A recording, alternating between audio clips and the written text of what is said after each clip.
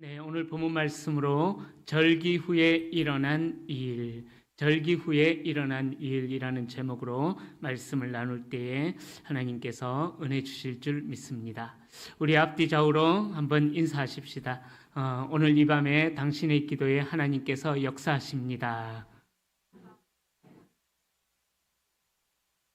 아멘, 아멘. 오늘 그 믿음을 가지고 나온 우리 귀하신 성도님들을 주님의 이름으로 축복합니다. 하나님께서 은혜 주실 줄로 믿습니다. 자, 이제 느헤미야 9장을 이제 오픈합니다. 9장을 시작하는데 8장까지 달려오는 동안 하나님께서 우리에게 참 많은 은혜를 베풀어 주셨습니다. 자, 9장을 열면서 그달 20날에라고 이야기합니다. 자, 그 달이 몇 월이었어요? 네, 7월이었죠. 그죠? 일곱째 달. 그죠? 일곱째 달 7장에서 나왔습니다. 그죠? 일곱째 달. 그러자 제가 지난주에 말씀을 여러분들이 제 예상대로 그 달이 언제인지 모를 줄 제가 알고 있었기에 다시 한 번 더 지난주의 말씀을 짧게 살짝 요약을 하겠습니다. 자, 이스라엘 백성들에게는 중요한 두 개의 달이 있다라고 말씀드렸습니다. 그죠? 1월 달과 몇 월 달일까요? 그렇죠. 7월 달. 1월 달과 7월 달. 1월 달에는 유월절이 있습니다. 이스라엘 백성들이 애굽에서 출애굽한 날을 기념하는 유월절이 있습니다. 자, 이 7월 달에는요, 이스라엘의 대표적인 절기들이 많이 몰려 있습니다. 자, 7월 1일에는요, 나팔절이라고 불러요. 나팔절. 자, 그러니까 나팔을 크게 불면서 하나님의 위엄을 선포하고요. 자, 그렇게 이제 또 인간들이 하나님 앞에 회개를 해야 되는 그러한 날입니다. 그리고 그렇게 인간의 회개를 선포하는 날이 7월 1일이고 그로부터 이제 10일이 지나서 7월 10일이 되는 날이 바로 대속죄일입니다. 자, 이 대속죄일에는요, 1년에 한 번씩 대제사장이 지성소로 들어가는 그 날인데 대제사장이 지성소에 들어가서 이스라엘 민족의 모든 죄를 회개하는 날이 바로 이 대속죄일 7월 10일입니다. 자, 이 7월 10일이 지나고 나서 대속죄일로부터 5일이 지난 다음부터 시작되는 절기가 있다라고 말씀드렸어요. 지난주에. 그 절기가 무슨 절기였어요? 예, 초막절이라는 절기였습니다. 자, 이 7월 15일부터 초막절이 시작이 되는데 7월 15일부터 이 초막절은 일주일 동안 지킵니다. 신약시대 때도 예수님께서 이 초막절을 지키면서 그 상황에 딱딱 맞는 비유의 말씀을 들어서 그 초막절을 좀 더 이해하기 쉽도록 설명을 해 주십니다.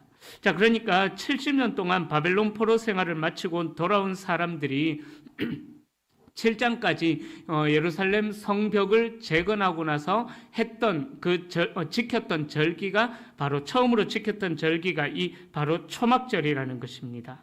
어떤 의미 이 초막절을 지켰다라는 이스라엘 백성들이 바벨론 땅에서 70년 만에 돌아오고 그리고 또 70여 년이 더 흘러서 약 140여 년이 지나고 나서 이렇게 돌아왔을 때에 그때 지킨 절기가 초막절이었는데 어떤 의미가 있냐면은 하나님께서 아무것도 없는 광야에서 이스라엘 백성들을 만나와 메추라기로 먹이셨던 그 하나님의 돌보심, 하나님의 지키심, 하나님의 보호하심과 인도하심을 기억하며 감사하는 절기가 바로 초막절이라는 거예요.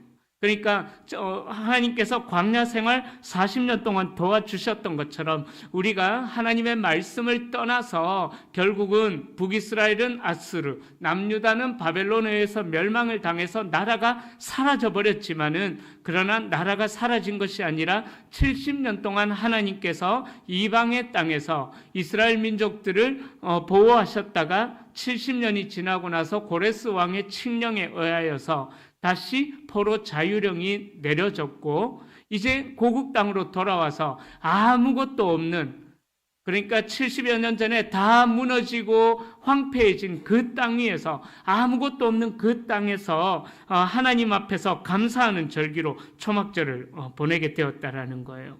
70년간의 포로 생활도 하나님께서 도우시고 인도하셨기에 우리가 돌아와서 하나님 앞에 예배 드릴 수 있게 되었다. 이것이 바로 초막절의 의미라는 것입니다. 자, 그래서 이 초막절이 되면은 지금도 제가 지난주 말씀드렸죠. 지금도 유대인들은, 이스라엘 민족들은 좋은 아파트에서 나와서 일주일 동안 힘들게 텐트에서 살아간다라고 말씀드렸어요. 그죠? 지금 이 시대도. 자, 그렇게 살면서 자녀들이 왜 이렇게 힘들게 삽니까? 부모님에게 물어보면은 그때 부모님이 신앙을 알려주는 거예요. 우리 조상들이 이런 일들로 광야 40년 동안 전혀 위험한 일 없이 하나님의 보호하심 아래 있었다. 그리고 70년의 바벨론 포로 기간 동안 하나님의 지키심과 보호하심 아래 우리 민족이 사라지지 않게 되고 돌아오게 되었다. 이것을 알려주는 것입니다. 그러니까 여러분, 이 초막절을 지키면서 드렸던 그 예배에 바로 그런 의미가 있다라는 거예요. 여러분 기억하셨으면 좋겠습니다. 우리가 드리는 이 예배의 의미는요, 바로 우리가 이때까지 살아온 그 날에 대한, 지난 날에 대한 신앙 고백이 우리가 드리는 예배의 의미가 있다라는 거예요. 지금 이 순간까지, 지금까지 지내온 것, 나의 힘으로 살아온 것이 아니라는 거예요. 초막절을 지키는 이 예배의 의미가. 그러니까 이스라엘 백성들을 지켜주셨던 그 하나님께서 지금 이 시대에도 나를 지켜주시고 보호해주시고 계신다라는 것이 바로 이 예배의 의미가 있습니다. 그러니까 내가 살아온 날들을 돌아보니까 그냥 어찌어찌 지내온 것이 아니라는 거예요. 하나님께서 내 삶을 지키셨고 보호하셨고 내 삶을 도와주신 것에 대한 감사의 고백이 있는 것이 바로 예배의 의미라는 것입니다. 또 더 나아가서 그러니까 지난 날에 대한 고백뿐만 아니라 앞으로, 그러니까 지나온 날들을 돌아보면서 나를 지켜주신 그 하나님께서 앞으로 살아갈 그 날들도 나를 지켜주시고 보호하실 것이다. 그 의미가, 그 의미에 대한 감사의 고백이 바로 이 예배에 있다라는 것입니다. 그리고 그렇게 내 삶에 역사하실 하나님을 기대하는 의미가 바로 이 예배에 있다라는 것입니다. 자, 그러니까 70년이 지나고, 자, 이 느헤미야 때는 약 140년이 지나서 돌아온 3차 기한 때 돌아온 백성들이에요. 1차는 스룹바벨과 예수와, 2차는 에스라가 지도 아래, 3차 때는 느헤미야의 지도 아래 이제 돌아와서 이런 예배를 드리고 있는 거예요. 자, 그러니까 그 초막절의 예배를 이스라엘 백성들이 드리고 있는데 성벽만 완공되었다라고 해서 완공이 된 것이 아니잖아요. 그죠? 그러니까 아무것도 없는 폐허 위에서 그 초막절 예배를 드리고 있는 거예요. 다 무너지고 황폐해졌기에 지금 당장 그들이 살 집도 없습니다. 밤에 내리는 이슬을 막을 것조차 없는 잡초만 무성한 곳에서 초막절을 지키고 있는 거예요.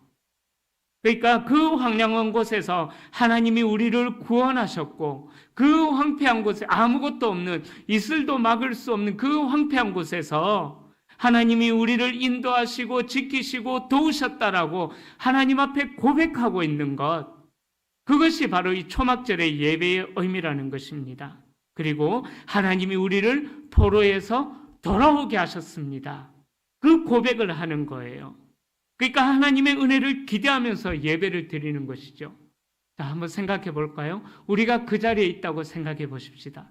아무것도 없는 황량한 그 땅에서, 우리가 살 집도 없는 그 황량한 땅에서 모든 이스라엘 백성들이 모여가지고 하나님께서 우리를 지켜주셨기에 우리가 지금 살아 있습니다. 하나님께서 우리를 인도해 주셨기에 그 100년이 넘는, 140여 년이 넘는 그 포로지에서 우리가 돌아오게 되었습니다라고 고백하는 그 감격이 어떠했을까요? 아마 눈물 없이 드릴 수 없는 예배의 감격이 그때 있지 않았겠습니까? 바로 이 예배가 그들의 회복과 신앙의 부흥의 출발점이 되었다라는 것입니다. 사랑하는 성도님들, 바로 이것이 예배의 힘이라는 거예요. 우리가 돈이 많거나 자녀가 좋은 학교 진학하거나 또 졸업해서 좋은 직장에 취직하고 뭐 그러는 것이 잘 사는 것이 아니라는 거예요. 정말 잘 살고 정말 제대로 사는 것은 이때까지 우리의 삶을 지켜주신 그 하나님의 은혜를 기억하면서 살아가는 것. 이것이 중요한 것입니다. 우리가 정말 잘 살고 제대로 사는 것은 또 내 삶을 지켜주신 하나님께서 앞으로 내 삶도 지켜주시고 인도해 주실 것이다라는 그 믿음을 가지고 살아가는 것, 이것이 하나님께서 기뻐하시는 예배자의 삶이라는 것입니다. 그렇기 때문에 우리는 이 예배를 잘 드림으로 인하여서 우리가 살아온 날들에 대한 해석이 달라지게 되는 거예요. 예배함으로 내가 살아갈 날들에 대한 기대감도 달라지게 된다라는 것입니다. 그러기에 예배를 잘 드리게 되면은요, 우리의 삶 전체가 달라질 수밖에 없는 거예요. 살아온 날들에 대한 해석도 달라지고 살아갈 날들에 대한 기대도 달라질 것이기 때문에 예배 잘 드리게 되면은 우리의 삶 전체에 변화가 일어나고 개혁이 일어나고 달라지게 된다라는 거예요. 그렇기 때문에 우리 성도님들 예배 드릴 때마다 이러한 감격이 넘치시기를 축원합니다. 우리가 살아온 날들 정말 하나님께서 이렇게 풍성한 삶으로 지키셨다. 그러기에 앞으로 살아갈 날들도 기대감을 가지는 것입니다. 이스라엘 백성들이 그런 의미로 초막절의 예배를 하나님 앞에 그렇게 드렸습니다. 자, 그리고 나서 8장에 들어와서 학사 에스라의 율법책 낭독을 시작으로 8장의 마지막이 초막절을 지키는 것으로 마무리하고 초막절을 8일 동안 지켰던 유다 백성은 9장에서 이제 또 다른 일들을 시작합니다. 초막절이라는 절기를 지키고 나서 초막절이라는 절기를 마치고 나자마자 곧바로 죄를 고백하고 참여하기 위해 거국적인 회개 운동이 이스라엘 자손들 가운데 일어났다라고 오늘 본문 9장 1절에서 시작하고 있습니다. 오늘 9장은요, 유다 공동체의 특별한 집회를 소개하고 있는 장면입니다. 초막절 기간이 끝났는데도 이들은 다시 모여서 철저하게 회개하는 거예요. 바로 초막절을 지내는 동안 하나님께서 이스라엘 자손들을 회복시키시는 그 말씀의 능력을 이스라엘 자손들이 경험했기 때문인 것입니다. 자, 백성들은 초막절 행사 때 하나님의 말씀을 읽으면서 자신들의 죄에 대해서 깊이 깨달았습니다. 그리고 초막절을 보내고 9장 1절에 그달 20날에라고 시작합니다. 이스라엘 자손들이 절기 후인 이틀 만에 다시 모여서 회개 운동을 벌임으로 오늘 본문이 시작되어집니다. 여러분, 이러한 모습들을 보면서 여러분들은 혹시 어떠한 생각이 드십니까? 이들이 초막절을 쉽게 보낸 것 아니에요. 그죠? 초막절을 어떻게 보내는지 말씀드렸습니다. 아주 황량한 죄송합니다. 아주 황량한 땅에서 아무것도 없는 그 땅에서 아무것도 없는 그 땅에서 하나님, 한목사님 그만 웃으세요. 계속 웃음 나잖아. 아무것도 없는 황량한 그 땅에서 정말 감격적으로 하나님 앞에 예배를 드렸지 않습니까? 근데 정말 쉽지 않은 예배를 드렸습니다. 그러기에 일주일이 넘도록 그 초막절의 절기를 지켰기에 좀 피곤하겠죠, 그죠? 좀 쉬고 싶은 욕구도 있었을 것인데 이들이 쉬는 거 아니에요. 이틀이 지나고 바로 그달 20날에 이들이 또 모이기 시작합니다. 바로 절기를 마치고 난 다음에 이들이 모인 것입니다. 여러분, 우리 한국교회도요, 각종 주일부터 시작해서 절기가 굉장히 많이 있습니다. 제가 설교를 준비하면서 한번 검색을 해보니까요, 참 우리가 지키는 주일이 너무 많아요. 우리 대구 성도교회도 작년에 주보를 제가 쭉 훑어보니까는요, 거의 뭐 매주일마다 무슨 주일 있더라고요. 대표적인 절기가 이런 거죠. 예를 들자면 종료주일, 고난주간, 부활절, 5월에 어린이 주일, 어버이 주일, 스승의 주일, 또 뭐 성령 강림절, 지난주였거든요. 5월 19일이 성령 강림절이었거든요. 그렇게 5월 19일 성령 강림절, 또 7월에 맥주 감사절, 11월쯤에 추수 감사절, 12월 되면은 10월 마지막 날 뭐 종교 개혁 주일, 12월 되면은 뭐 성탄절, 또 뭐 성서주일, 하여튼 주일이 절기가 굉장히 많이 있습니다. 그런데 여러분들, 그 많은 절기를 보내면서 여러분들은 어떤 생각들을 가지고 그 절기를 보내고 계십니까? 그 절기와 관련하여서 우리의 삶을 돌아보면서 마음을 다잡기도 하시잖아요. 그죠? 예를 들어서 고난주간을 지날 때에는 예수님의 고난을 묵상하면서 내 삶에 거룩하지 못하였던 부분들을 하나님 앞에 회개하면서 좀 더 거룩한 삶을 살려고 또 다짐을 하죠. 그러나 그 고난주간이 지나고 나서 여러분들의 삶은 어떤 삶으로 이어집니까? 절기가 지나고 나면은 어떠십니까? 절기가 있는 그날은 뭔가 특별한 의미를 두고 정말 열심히 살려고 해요. 그죠? 결단합니다. 그러나 솔직하게 절기 후인 그 다음 날만 되어도, 부활절 그 다음 날만 되어도 우리가 천국을 소망하는 것이 아니라, 부활을 소망하는 것이 아니라, 또 이 세상을 바라보면서 또 무덤 속으로 들어가는 것이 저와 여러분들의 솔직한 현실이지 않습니까? 그죠? 정말 세상이 무너진 것처럼 또 현실을 마주하면서 부활절 예배를 어제 드리고 월요일이 되면은 또 절망 속으로 빠져드는 것이 우리의 삶이지 않습니까? 그러다가 주일이 되면은 또다시 주님께로 마음을 향하고, 그런 삶을 우리가 반복하면서 살아가고 있지는 않을까 생각해 봅니다. 절기를 중요하게 생각하며 의미를 두고 우리의 신앙을 결단했다면은 중요한 것은 절기를 지나는 그때가 아니라 절기 후에 우리의 삶 속에서 그 절기와 관련하여서 어떠한 열매가 맺혀지는가, 그것이 더 중요하다라는 거예요. 신앙생활 좀 오래 하신 분은 아마 부활절만 해도 80번 넘게 맞이했을 것입니다. 그죠? 성탄절만 해도 80번을 넘게 맞이하신 분들도 있을 것입니다. 저만 해도 부활절과 성탄절만 해도 53번을, 성탄절은 52번을 맞이했네요. 저만 해도 그렇게 참 많이 맞이했습니다. 부활절을 그렇게 많이 맞이했지만은, 그러나 제 삶은 현실 앞에서 때로는 무덤 속으로 들어가는 그 모습들이 저에게도 있다라는 거예요. 변화가 일어나지 않는다라는 거예요. 정말 부활절의 의미를 알고 내 삶 속에 조금이라도 열매가 맺힌다면은 지금처럼 안 살 것 같아, 저도요. 절기 때는 그 당일에만 의미가 있지, 그 절기가 지나고 나면은 절기와는 아무런 상관없이 이전의 삶으로 돌아가는 것이 우리의 삶이 아닐까, 오늘 한번 생각해 보셨으면 좋겠습니다.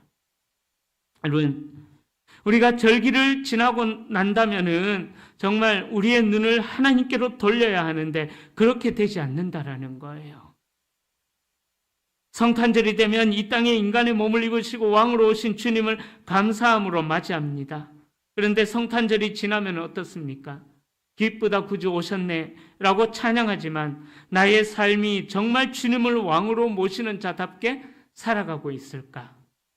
절기 후에 내 삶이 어떠한가? 깊게 한번 생각해 보셨으면 좋겠습니다. 절기 전과 절기 후가 뭐 크게 달라지지 않는 우리의 모습들. 오늘 이 이스라엘 백성들이, 이스라엘 자손들이 초막절 절기를 마치고 나서 이틀 후에 다시 모여가지고 하나님 앞에 회개함으로 모였던 이 사실을 보면서 절기 후에 우리가 어떠해야 될 것인가 한번 생각해 보면 좋겠습니다. 이스라엘 자손들은 그 감격의 초막절을 보내고 나서 어떻게 할까요? 우리 1절 말씀 다시 한번 더 읽어보겠습니다. 그달 29날에 이스라엘 자손들이 다 모여 금식하며, 아멘. 자, 그달 29날 24일이죠. 그죠? 자, 초막절이라는 절기가 끝난 뒤에 이스라엘 자손이 다 모였다고 합니다. 그들이 모여서 금식하며 베옷을 입고 티끌을 뒤집어 쓰고 자신의 죄를 회개하고 자복하는 시간을 가집니다. 백성들 사이에서 대대적인 회개 운동이 일어났다라는 것입니다. 굵은 베옷을 입는 이유는요, 탄식이나 회개와 관련된 행위를 할 때에 굵은 베옷을 입어요. 그리고 땅에 티끌을 뒤집어 썼다라는 것, 바로 아담이라는 그 말의 의미가 티끌이라는 의미거든요. 흙이라는 의미이거든요. 그러니까 이 티끌을 뒤집어 쓰는 행동 역시 고대 근동 지역에서 회개와 관련된 그런 행위를 할 때에 땅에 티끌을 뒤집어 씁니다. 즉 하나님 앞에서 나는 죄인입니다. 나는 땅의 티끌과 똑같은 자, 아담이 티끌이라는 의미인 것처럼 나는 땅의 티끌, 땅의 흙과 땅의 먼지와 똑같은 자입니다. 나는 하나님 앞에서 아무것도 아닌 자입니다. 그런 의미가 티끌을 뒤집어 쓴다라는 의미에 있는 것입니다. 여러분, 이스라엘 백성들이 초막절을 보내고 영적인 간격은 있었을지라도 육체로는 힘든 초막절을 보냈으니까 좀 쉬고 싶기도 했을 것인데 다시 일상으로 돌아가야만 하는데 이스라엘 백성들은 절기 후에 그러하지 않았다라는 거예요. 절기 후에 40날이 되었을 때에 절기도 아닌데 다 모였습니다. 절기를 은혜롭게 잘 보내고 나니까 이들이 하나님 앞에서 내가 죄인이라는 것을 깨닫게 된 거예요. 정말 절기를 의미 있게 보내고 나니까, 은혜롭게 보내고 나니까 정말 하나님 앞에서 부끄러운 자기 자신을 깨닫게 되었다라는 것입니다. 그래서 이들이 누가 모여라라고 하지 않았어요. 백성의 지도자나 느헤미야나 에스라가 모여라 하지 않았음에도 불구하고 이스라엘 백성들 스스로가 하나님의 은혜를 사모하는 마음으로 그들이 하나님 앞에 모였다라는 것입니다. 이들이 모여서 어떻게 합니까? 말씀을 계속해서 보면은 그들이 모여서 회개하면서 이방 사람들과 절교를 합니다. 관계를 끊어버립니다. 이들에게서 이방 사람들은요, 아주 중요한 도움의 손길이었어요. 보세요. 이들이 140년 만에 머나먼 1300여 킬로미터나 떨어진 이국 땅에서 고국 땅으로 예루살렘 성벽 재건이라는 그 사명을 가지고 돌아왔습니다. 아무것도 없어요. 그러기에 이들의 도움은 누구냐면 바로 이방 사람들이거든요. 이방 민족들이거든요. 이방 민족들이 그래도 좀 도와줘야지 성벽도 재건할 수 있다라는 그런 생각들을 가지고 있었지 않습니까? 그러나 하나님께서는 느헤미야를 통해서 그런 모든 도움을 끊어버리셨지 않습니까? 그런데 이들이 아무것도 없었기에 의지하기 위해서 섞여버릴 수밖에 없었거든요. 그렇게 섞여버렸던 이방인들과의 관계를 절교해버립니다. 끊어버렸다라는 거예요. 바로 이스라엘 백성들이 망했던 이유가 무엇입니까? 하나님의 사람들이 세상의 사람들과 섞여버렸다라는 거예요. 하나님만을 섬기는 그러한 민족들이, 섬겨야 하는 민족들이 하나님도 섬기고 이방 민족도 섬겼다라는 거예요. 제가 지난번에 한번 말씀드렸죠. 지난번에 말씀드렸습니다. 이 세상에 많은 신들이 있습니다. 우리가 유일신 여호와 신앙으로 살아간다라는 것, 유일신 여호와 신앙으로 살아간다라는 것은 이 세상에 신이 아무도 없고 하나님만이 하나님 한 분밖에 없다라는 그런 의미가 아니에요. 아무리 말씀을 전하고 복음을 전한다고 해도 이 땅에 있는 토테미즘, 우리나라에 또 이방 민족들이 섬기고 있는 그런 우상들은 사라질 수가 없습니다. 바로 우리가 유일신 여호와 신앙으로 살아간다라는 그 말의 의미는요, 그 많은 신들 중에서 나는 하나님을 선택하겠다. 그래서 나와 여호수아의 고백처럼 나와 내 집은 여호와만 섬기겠다. 여호와를 선택하고 여호와만을 섬기겠다라는 그러한 선택을 의미하는 것입니다. 그런데 이스라엘 민족들은 그러하지를 못했거든요.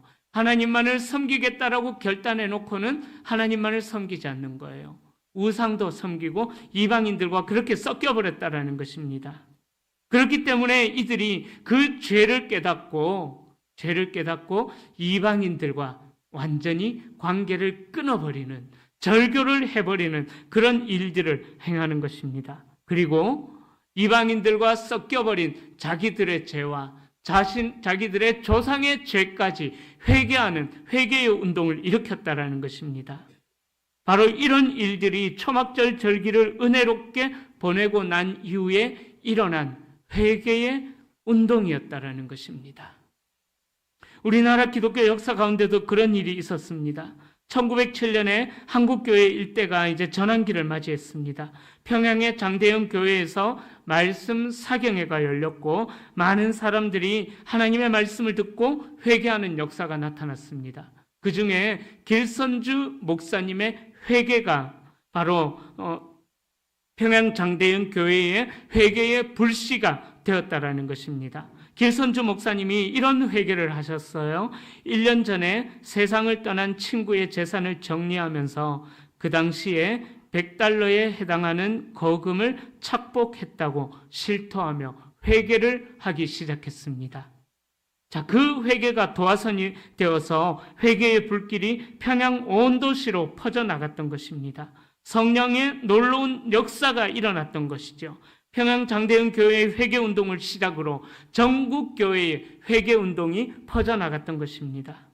바로 오늘 본문에 나오는 이스라엘 백성들이 드리는 회개가 하나님의 말씀 앞에 반응하는 그러한 회개로 나타났던 것입니다. 그들이 절기를 마치고 난 후에 회개하고자 자발적으로 모여가지고 하나님 앞에 회개의 운동을 일으켰다라는 거예요.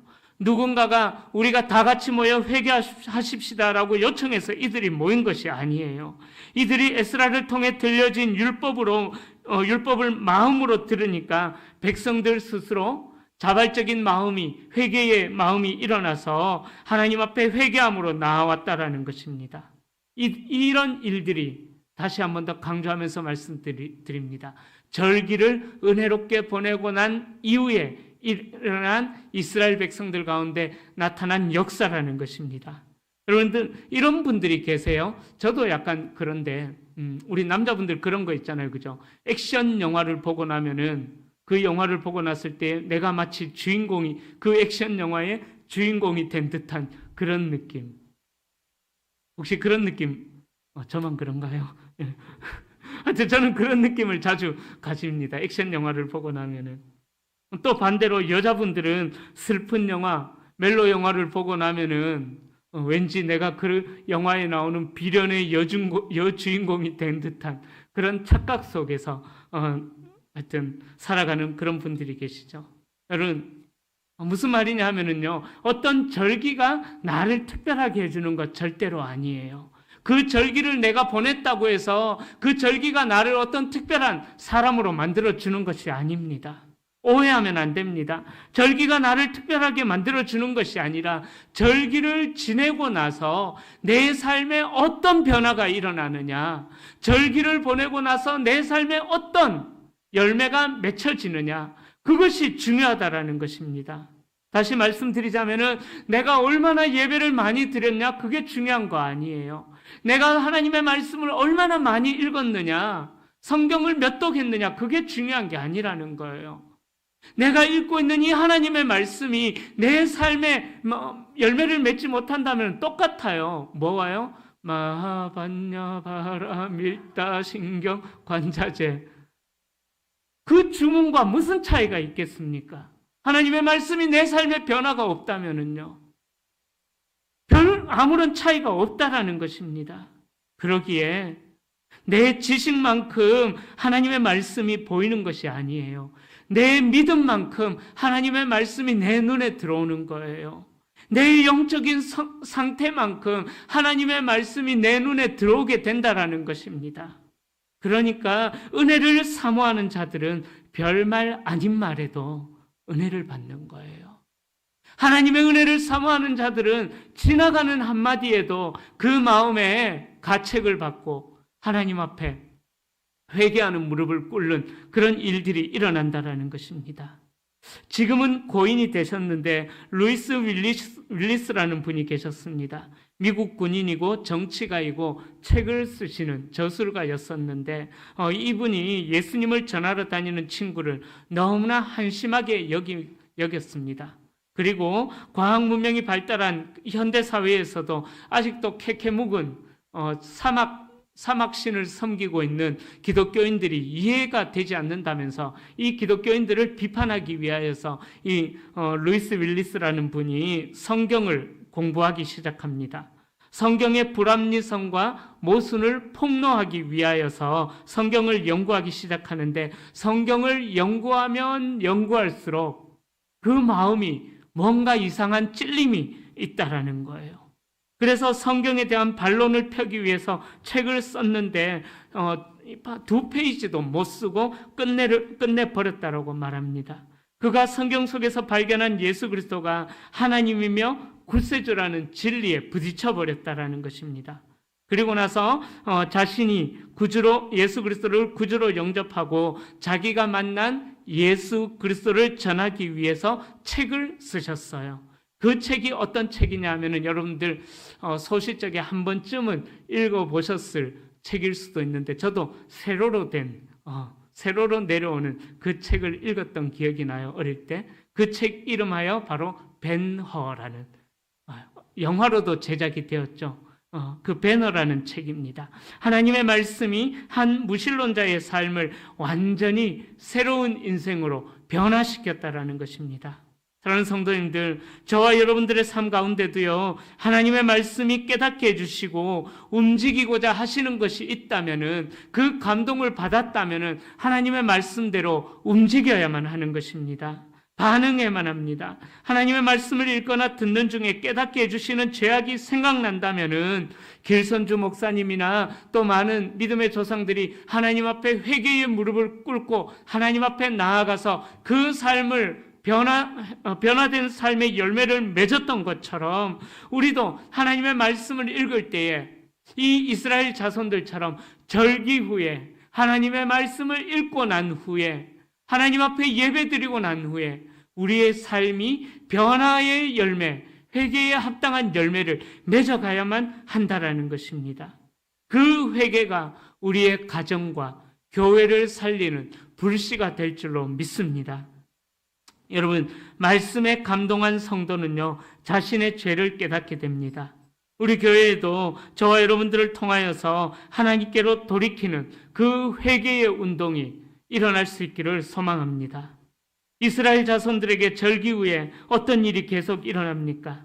3절에 보면은 백성들이 낮 시간에 4분의 1은 율법책을 낭독하고 4분의 1은 죄를 자복하고 하나님 앞에 경배했다고 합니다. 또 4절과 5절에 보면은 자발적으로 하나님 앞에 금식하며 회개하기로 모인 백성들에게 레위 사람들이 함께하면서 그들을 인도하여 예배의 자리로 나오게 합니다. 또 4절과 5절에 나오는 이 레위인은요, 백성들과 함께 하나님을 찬양하고 백성들에게 하나님이 어떤 분이신가 알려주고 있다라는 거예요. 6절에 보면은 그 하나님은 어떤 분이시냐? 하늘과 땅의 모든 것을 지으시고 보존하시는 하나님이시다. 바로 하나님에 대해서 새롭게 인식하고 있다라는 것입니다. 또 6절 이후에 나오는 38절 말씀까지도요, 하나님이 어떤 분이신지 선포하며 하나님의 은혜를 찬양하고 경배하고 있는 것이 이 9장의 내용이라는 것입니다. 바로 이 역사가 절기를 보낸 후에 이스라엘 자손들에게 일어난 역사라는 사실입니다. 오늘 본문에서는 율법 자체보다 바로 깨달음에 더 큰 의미를 부여하고 있습니다. 8장에서 에스라가 새벽 일찍부터 한나절이 되기까지 율법을 낭독하니까 이스라엘 백성들 마음에 회개의 운동이 일어납니다. 그리고 백성들이 초막절의 절기를 은혜 가운데 보냅니다. 그리고 이어서 절기 후에 말씀을 들었던 그 백성들의 자발적이고 적극적인 열정이 하나님의 언약을 기억하고 하나님이 어떤 분이신지를 알아가고 또 그 하나님과 맺었던 그 약속을 회복할 수 있었던 부흥의 근원점이 되었다라는 것입니다. 여러분, 이제 말씀을 정리합니다. 예루살렘 성벽 재건이라는 이 외적인 개혁을 넘어서서 내적인 개혁의 본질, 내적인 부흥의 본질을 오늘 본문에서 우리는 찾아볼 수가 있는 것입니다. 바로 이 내적인 부흥은 바로 하나님을 참되게 예배하고 섬기는 것으로부터 출발합니다. 바로 하나님의 말씀을 통한 깨달음과 하나님의 말씀을 통한 회개로부터 이 부흥이 출발이 되어진다라는 것입니다. 여러분, 교회가 부흥하고 성도가 영적으로 세워지는 것은 하나님의 말씀을 듣고 깨닫는 것에서부터 시작한다라는 사실을 기억해야만 합니다. 그러기에 사랑하는 성도님들, 하나님의 말씀을 사모하십시오. 그리고 하나님의 말씀을 사모하는 데서 그치는 것이 아니라 말씀을 읽고 난 후에 우리가 읽었던 이 말씀이 내 삶의 변화의 열매로 맺어지기까지 여러분들이 나아갈 수 있기를 축복합니다. 그 적극적인 의지와 열정이 오늘 우리 가운데 부어지기를 소망합니다. 하나님께서 우리 교회를 말씀으로 새롭게 해주시고, 그래서 날마다 말씀 앞에 나아가기를 사모해서 온 마음으로 하나님의 말씀에 반응하며 이 하나님의 말씀에 합당한 열매를 맺으며 살아가시는 우리 귀한 성도님들이 다 되시기를 예수님의 이름으로 간절히 축원합니다.